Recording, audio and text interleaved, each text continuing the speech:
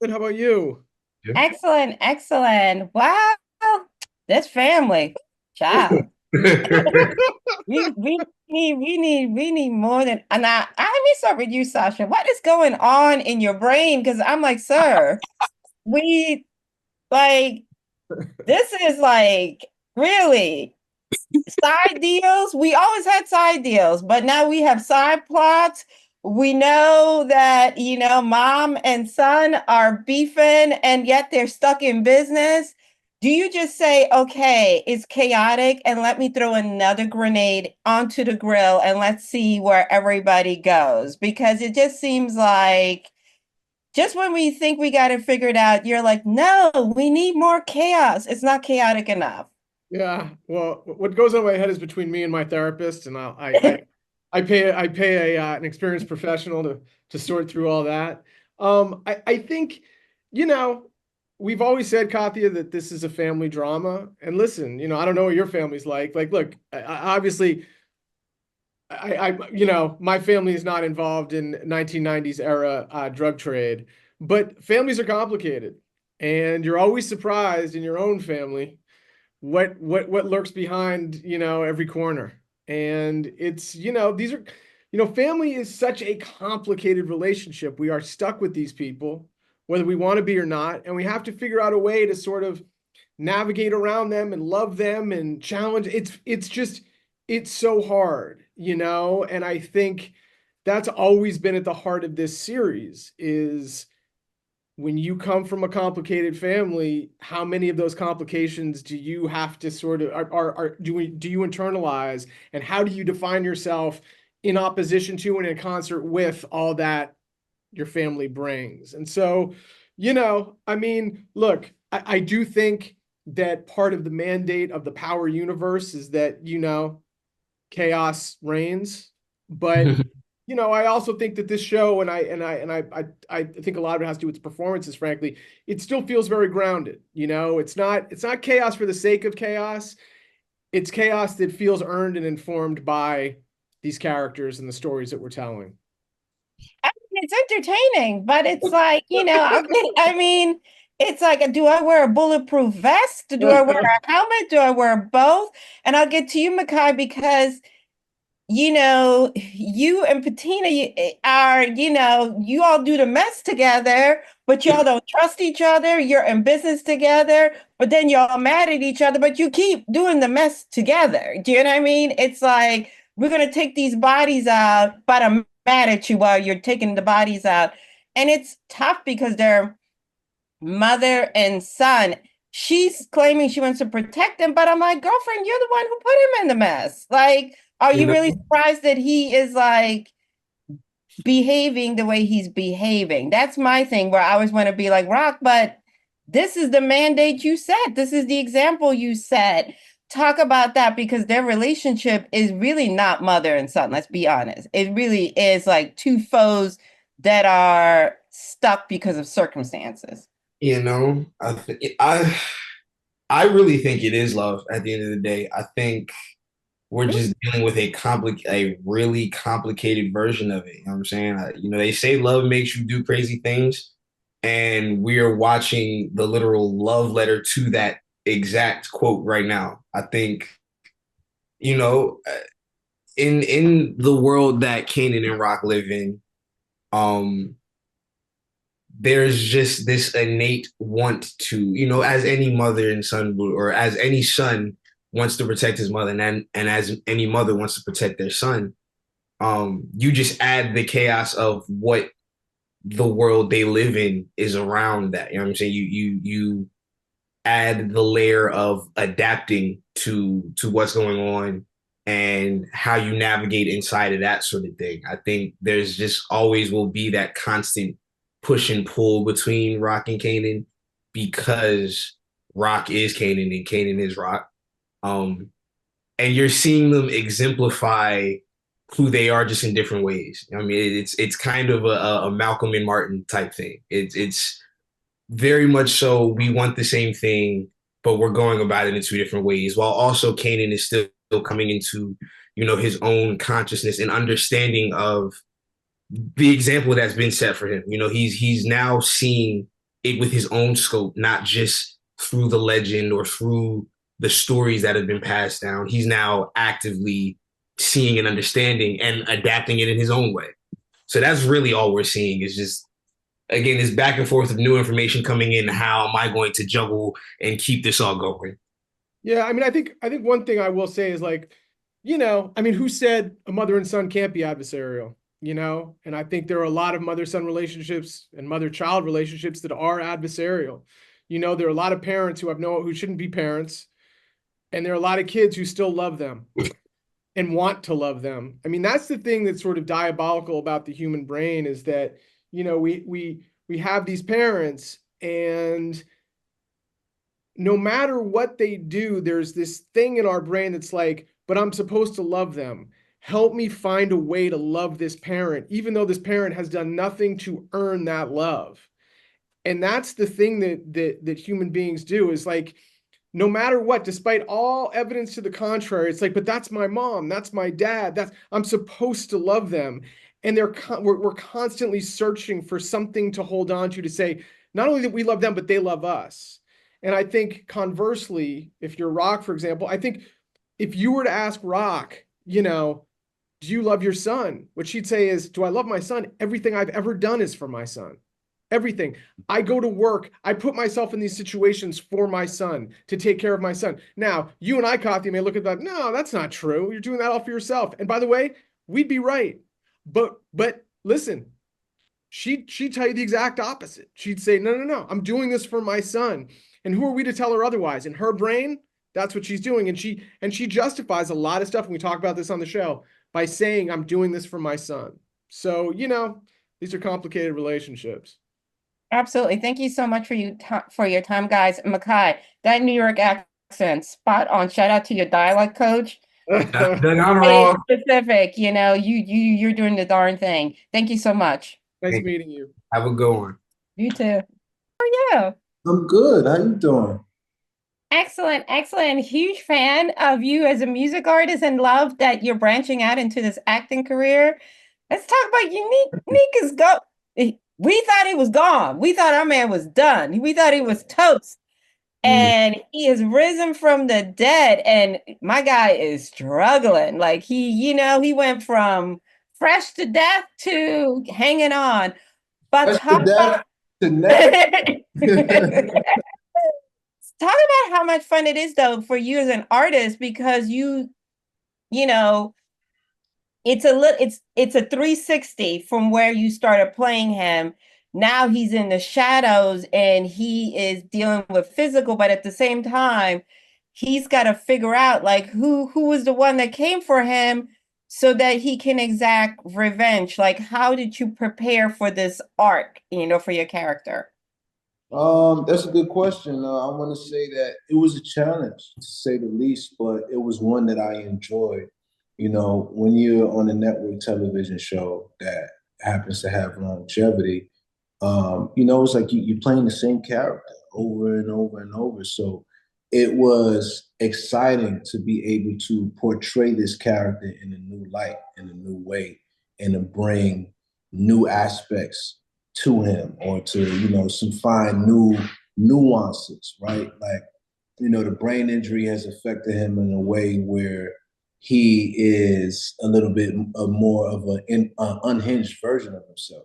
And, we know you need to be calculated. And the way that I looked at it is prior to the injury, he was calculated in a logical way. Post-injury, he's calculated in a more emotional way. So we see him personify feelings being determined as facts rather than looking at the facts, For sure, for sure. The other thing is, especially you being a New York guy, is one of the characters of the show is New York. That flavor, how you speak, how you dress, how you move. How much of that is, is it, even though you're a little bit younger from when this takes place, how much of that is something that you bring to him? Because I think, those of us that were alive during that age, we look at certain things and we go, oh, they got the outfits right, the car, You know what I mean? How they had the rims out. How much of that do you appreciate, and do you feel like that's important, for bringing a certain depiction of the city into this? Oh, I mean, I appreciate all of it. Like, I was born in 1995. So to be able to play an adult in the era of the decade in which I was a baby is exciting. It's fun. You know what I mean? I've always been a admirer of the 90s era, which, many people deem as the golden era, right? And I think Raising Kanan is actually one of the first shows on television to use the 90s as a period piece, you know what I'm saying? Because for the last, 10, 15, the closest or the most recent period piece would be the 80s. You know what I mean? So it was cool to be part of one of the biggest shows that had its first depiction of the 90s and this new generation. What has doing this helped you in terms of like as an artist in music? Because I feel like, in your lyrics and you as an artist have always been very tuned in, not only with the culture, but you haven't been afraid to, I'm going to do stuff that feels right to me, and I'm going to talk about the things that I'm seeing, what I feel, and not necessarily just being like, I'm going to make these bops, which is nothing wrong with making bops, but you've always leaned into like, like I'm observing this, or this is where I am right now as a man, as I'm growing, right? What has playing unique kind of like helped you in terms of like, do you feel like you're more freer? Do you feel like, hey, this is another window to allow you to lean into your creativity in that way? Yeah, I mean, I definitely could relate to that. Like, my success as unique has definitely given me more freedom um, for Joey, right? You know what I'm saying? Whereas, like, I mean, Unique has created an incredible um, optional revenue stream for me. You know what I'm saying? So it's like Joey is a little bit relieved because Joey gets to just be creative. You know what I'm saying? And just be like, okay, cool. Like, we can be Unique, then we could be Joey. Like, we could, you know what I mean? Or just, TV and film versus music in general. But it's also brought in me an increased visibility. You know what I'm saying? Because so many people watch the show. And I think that has definitely converted into new fans for Joey as well. Absolutely. Well, I want to thank you so much for taking the time out to speak with me. And again, I've been a huge fan of your music, and I love this evolution of you as an artist and as a man. And I'm looking forward to this, for you continuing this acting thing, because I think, you really got something there.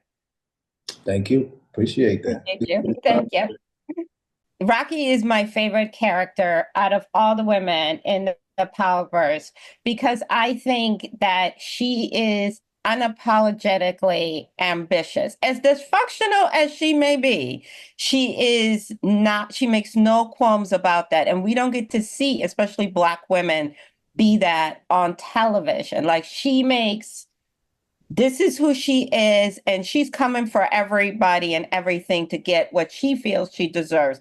Talk about playing a character like that, because again, it's got to be a little bit freeing because she's not doing it for a man. She's not doing it for society's acceptance. She's like, she is the epitome of I'm doing me. She really is. I think that's what makes her so exciting to play. I mean, to show up every day and be able to play a character with that kind of ambition, like with so sure of herself in that way. You know what I mean? There's a lot of different things in her life that she is not good at, but you know what she really is? She is ambitious. And if you tell her no, if she doesn't know something, she's going to figure it out. And I think that's refreshing to see. I think it's refreshing to see a Black woman be able to do that on television, which we don't really get to see. I think men get to do that all the time. I think, sometimes, Black men in television, we've seen those roles as well, but we don't ever really get to see it from this lens. And so it made it so just rich for me, and it's exciting to be able to do this and to tell this story in this way, because it is so dynamic. She is so dynamic. She is, you know, once you think you have her figured out, you find something else out, and she is, you know, is really three-dimensional. And come on, it's incredible to play, and I think that's why so many women identify with her in that way. It's her ambition and being unapologetically herself and knowing what she wants.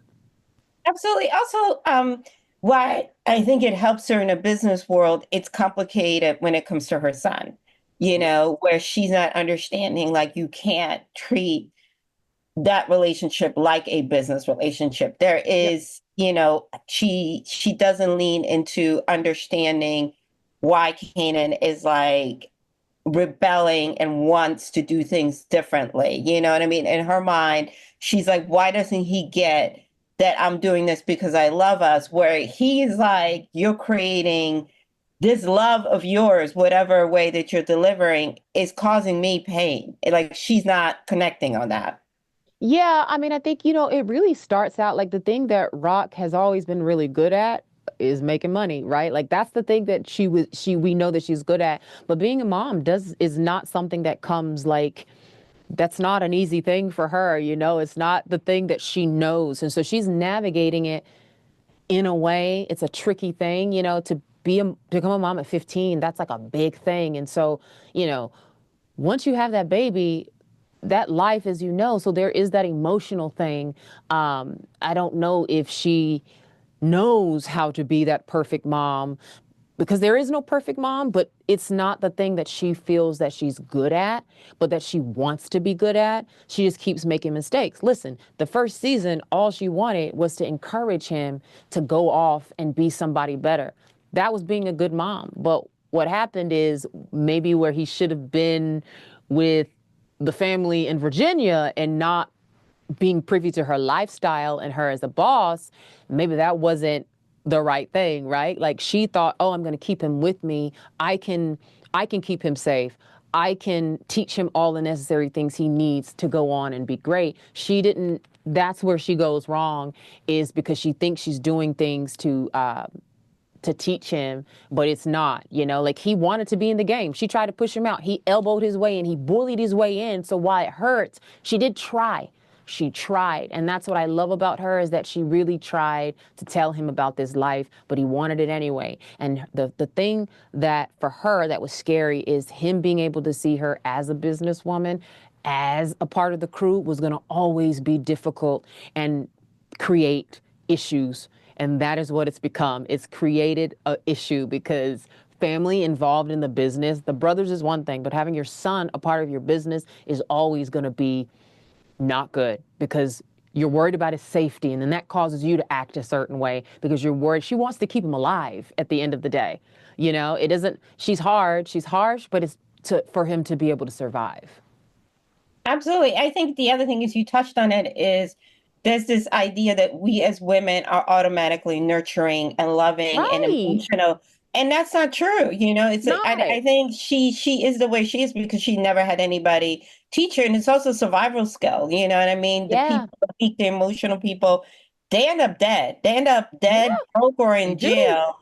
So speak on that a little bit, because I think that's important too. This assumption that we're all like, take to motherhood, that we're all like lovey-dovey. And, you know, it doesn't mean that we don't love, but it's just, it, as you said, it's not a natural thing for everybody, especially not for every woman. Yeah, and it's not that for every woman. I think, like, you know, when I hear like, oh, a woman, oh, you know, Unique says this thing about like, you know, it's different. You're in the game. You're a woman. You know, you gave birth to Kanan, so like you're a mother. And Rock is like, you got a son. Like what?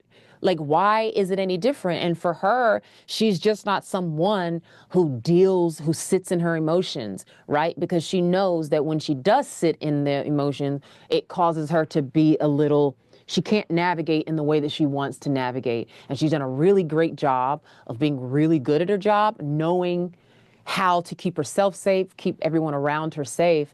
And, you know, like, it doesn't make her any less of a mom. It doesn't make her any less of a sister. She has to be harsh with her brothers because they don't listen.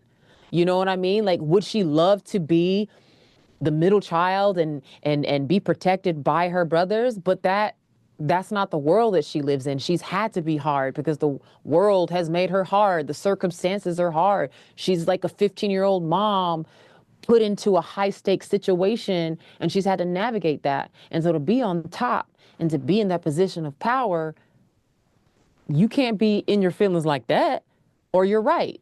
It's not sustainable, right? But she also knows what this means, and she's not afraid of that, the danger Absolutely. and all of that. Congratulations again. Love this and love you. And I Thank can't you. wait for the fans to see the continuation of the Cray. Yeah, it's a good season. Absolutely. Thank you so much for your time. Absolutely.